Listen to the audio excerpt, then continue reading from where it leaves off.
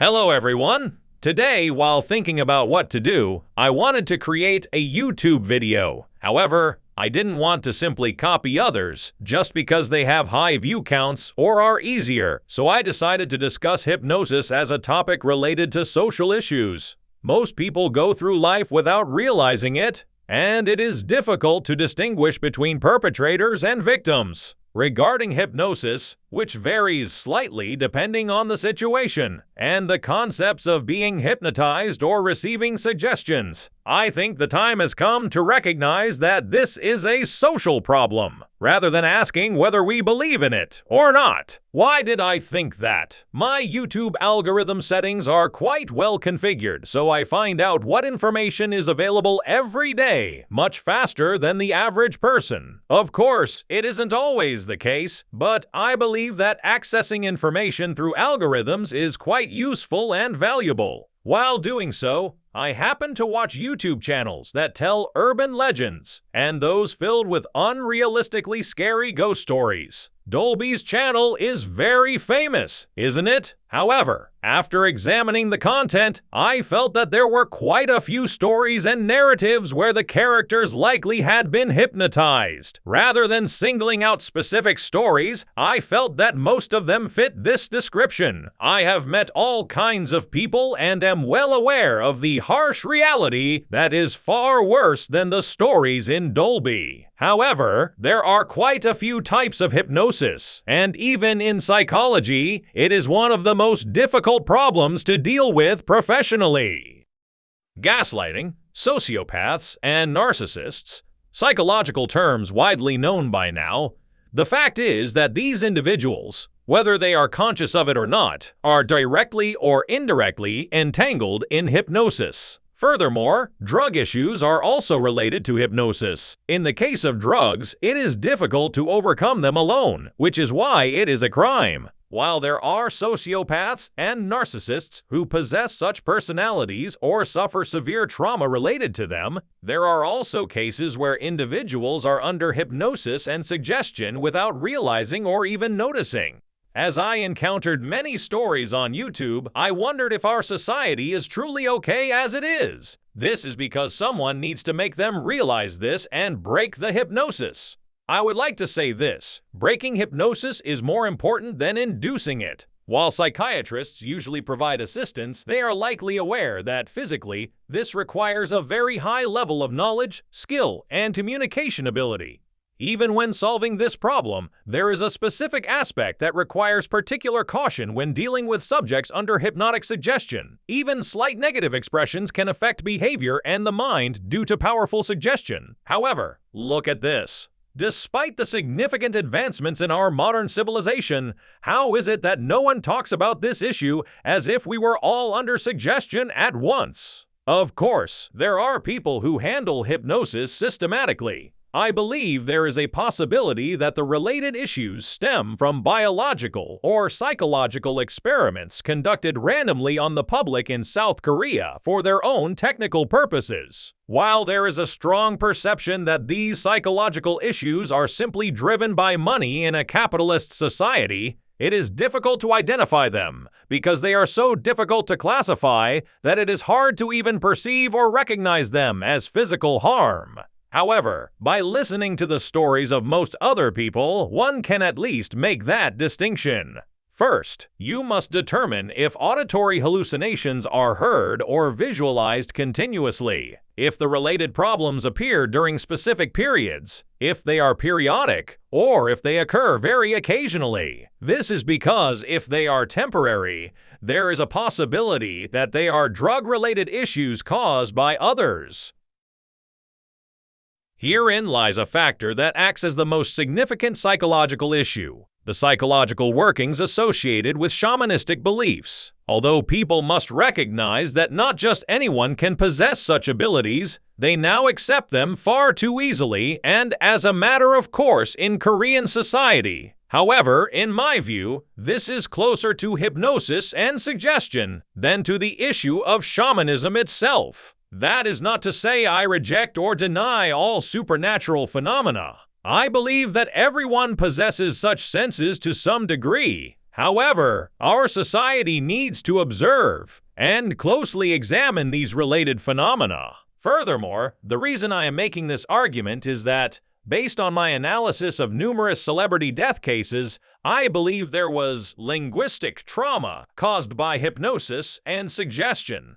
Looking at public opinion in the media, there are significant traces of this. Originally, traces of this element of hypnosis can be found in histology from ancient times. For example, the Aztec civilization performed rituals. You are likely already aware of the cruelty of their civilization without me having to explain it directly. You must accept that the ritual culture of that organization is also a part of hypnosis. If so, who used this hypnotism, which existed even in ancient civilizations? For what purpose and for whom? And why is it difficult to trace its fundamental basis in modern society?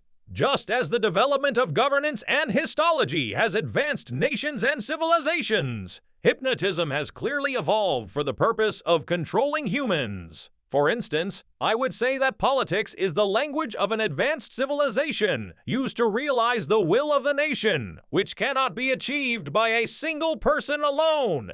This is because everyone knows that what a single human being can accomplish is limited. When I study hypnotism on my own, the most important aspects to consider in psychiatry are the subject's emotions, verbal expression and acceptance, and suggestion. The problem lies in the fact that this suggestion is difficult to capture. In psychiatry, trauma and suggestion induced by hypnosis are akin to an equation in mathematics seeking the value of x.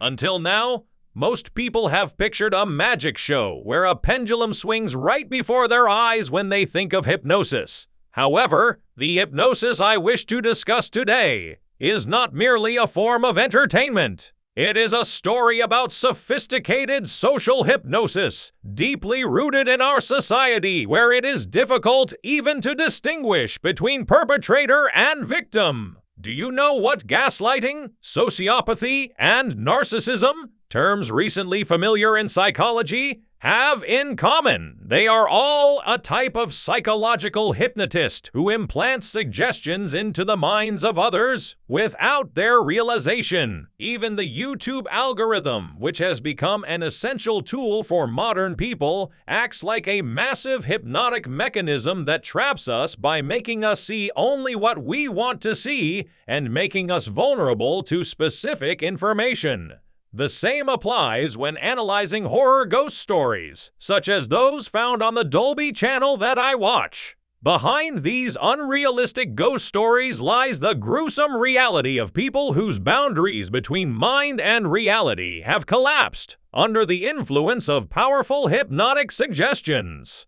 Hearing auditory hallucinations, seeing visions, and experiencing abnormal phenomena at specific intervals. Are these truly merely supernatural occurrences? Or is it the result of a mental experiment designed by someone or reinforced by the social atmosphere? Surprisingly, the history of hypnosis is deep. The cruel sacrificial culture of the ancient Aztec civilization was also a form of systematic hypnosis intended to control the masses through fear. Throughout human history, while advancing civilization, hypnotism has been meticulously refined under the names of domination and histology to efficiently control humans. The reason this issue is not brought to public discussion in modern society may be that we are all already under mass hypnosis. Just as one finds the value of an unknown variable x in mathematics, we must uncover the roots of the traumas and suggestions embedded in our minds. This is because breaking hypnosis is thousands of times more important than inducing it.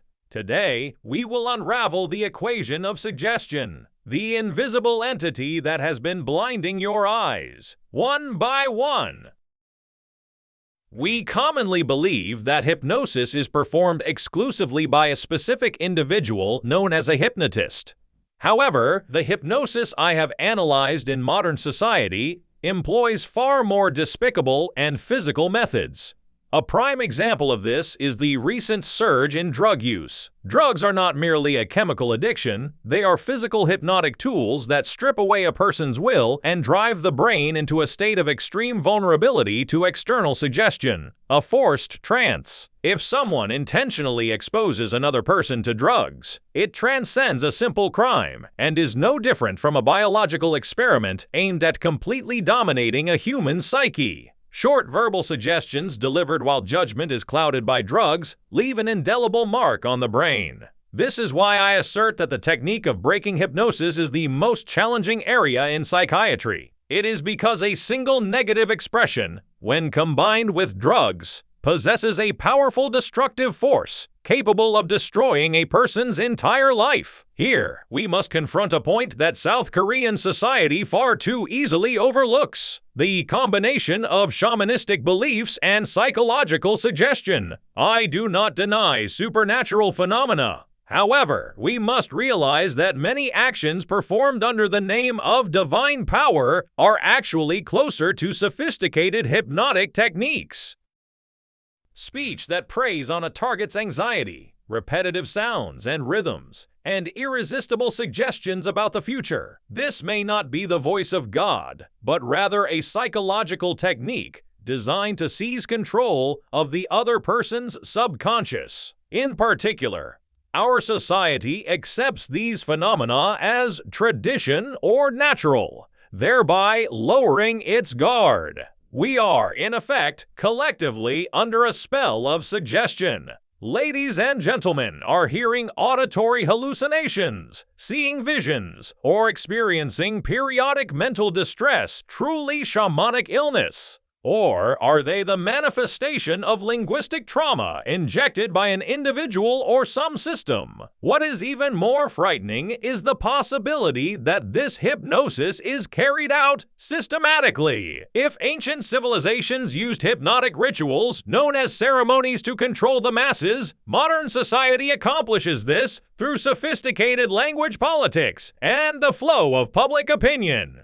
To enable states or massive organizations to achieve what a single human being cannot, the technique of manipulating public sentiment and swaying suggestions in a specific direction has evolved into the core of the science of domination.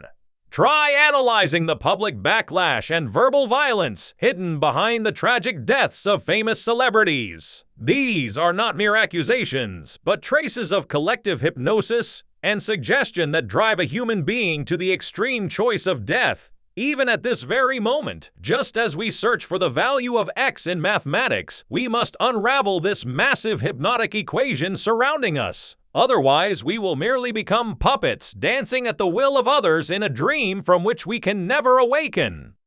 Here, we must confront a very uncomfortable question. Why do some people fail to break free from these suggestions, even as their lives crumble? This is precisely why I have stated that dealing with hypnotic trauma in psychiatry is as difficult as solving a mathematical equation. This is because powerful suggestions embedded in our brains function not merely as memories, but as psychological commands directly linked to survival. In particular, negative suggestions planted by the perpetrator completely destroy the target's self-esteem. Repetitive injections such as, "You are nothing without me," or "What you see is fake," distort the victim's cognitive system, preventing them from recognizing themselves as a victim. An ambiguous situation where it is difficult to distinguish between perpetrator and victim. This is precisely the state of perfect control that hypnotists aim for. Ladies and gentlemen, breaking hypnosis is thousands of times more difficult and dangerous than inducing it. Extreme caution is required when dealing with a subject under suggestion. Suddenly shouting, "That's fake," to someone already living in a distorted reality can actually trigger their mental defense mechanisms, resulting in them being pushed deeper into the swamp of suggestion. The reason even psychiatrists employ sophisticated rhetoric and techniques when dealing with this issue is that the roots of suggestion lie deep within a person's unconscious, specifically in their biological instincts. When a single negative expression combines with a powerful suggestion, it can lead to immediate physical reactions or extreme behavior. Behind the numerous social tragedies we are currently witnessing and the incomprehensible choices made by celebrities, there may have been hidden linguistic bombs of this sort. I dare to suspect that the chaos our society is currently experiencing might be the result of random psychological experiments conducted for someone's technical purposes. While people say we live in a society dominated by money and capital, a more powerful means of control than that capital is hypnotic technology, which can subjugate the human mind without physically striking it. We must not simply dismiss phenomena such as auditory hallucinations or abnormal symptoms appearing only during specific periods as mental illness or individual weakness. These could be signals of suggestions injected from the outside, flowing through vulnerable internal links. The moment we fail to recognize this signal and dismiss it by saying, "It's just because the world is a chaotic place," the net of systematic hypnosis will become even tighter. Now is the time for us to recognize this invisible harm as a physical reality. How then can we escape this swamp of sophisticated suggestion? As I emphasized, breaking free from hypnosis is more important than inducing it, and the key lies in metacognition, the power to objectively observe what I am feeling right now and why I am thinking this way. The terrifying aspect of social hypnosis is that it makes us mistake it for our own values. Is the voice that hates someone, feels fear in specific situations, and considers yourself worthless truly yours? Or is it an echo of suggestion planted by the media, public opinion, or narcissists around you? The moment you ask this question, the chains of hypnosis that have been binding you begin to crack slightly. The reason psychiatry approaches trauma treatment, like finding an X value in an equation, is that it is necessary to identify the initial suggestion that serves as the source of that suffering. You must pinpoint the exact moment when a single word shattered you or when a situation drove you into a trance state. Strict self-objectification is required, especially in societies like South Korea, where shamanistic beliefs form the foundation. Before being overwhelmed by mysterious phenomena or supernatural fears, you must question whether they are merely rhetoric or situational setups orchestrated by someone attempting to control you. Reclaiming one's agency does not simply mean being stubborn. It means refusing to entrust the key that opens the door to one's heart to others. We must now move beyond the stage of dismissing this issue as merely a matter of individual willpower. This is a matter of social mental quarantine.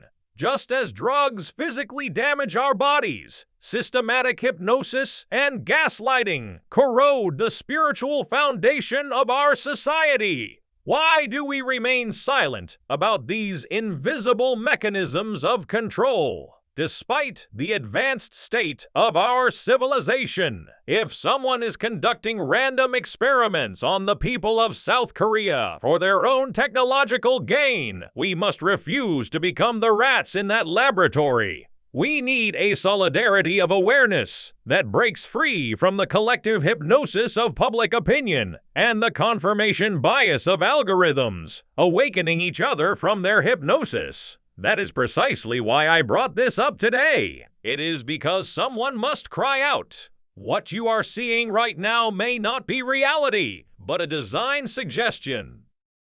Ultimately, at the end of this long story, there is only one question I wish to ask you. Is the thought filling your head right now truly yours? We live in an age of incredibly sophisticated suggestion. Political agitation, the allure of algorithms, the fear of shamanism, and even everyday gaslighting. All of these are hypnotists that feed on our anxiety. But remember this, hypnosis exerts its powerful force only when the target agrees or is in a state of defense disarmament. The moment we understand, doubt, and become aware of this mechanism, the magic of that powerful suggestion begins to lose its power. We must now declare mental independence. When someone attempts to cast a negative suggestion upon you, clearly recognize that it is not your true self. You do not need psychiatric skills or advanced knowledge. Simply drawing a line by stating, "This is merely the language of others, not my truth," is enough to break free halfway from the shackles of hypnosis. The tragic tragedies of celebrities and the collective madness of our society occurred when everyone kept their eyes closed. Now is the time for someone to awaken this hypnosis. What is scarier than unrealistic ghost stories is this terrible reality where living humans attempt to dominate the minds of other humans. Through this video today, I have thrown a small stone into that cold reality. I hope this ripple spreads into a great wave of awakening in each of your lives. The world will never kindly release you from your hypnosis. On the contrary, it will try to put you back to sleep with suggestions that are either sweeter or more terrifying. However, those of you who have pondered the value of this equation with me today can no longer be the same as before. An awakened mind is, in itself, the most powerful defense and weapon. In this era where capital and technology treat our minds as experimental subjects, existing as your complete self is a great struggle in itself. Everyone, please open your eyes now, and on the stage of your life, begin to speak in your own language, not a script written by others. If today's story has created a small crack within you, that is enough. You are no longer victims of suggestion. You are the only hypnotist capable of dehypnotizing yourself. Thank you for staying with me until the end of this long story. I will return next time with a deeper truth.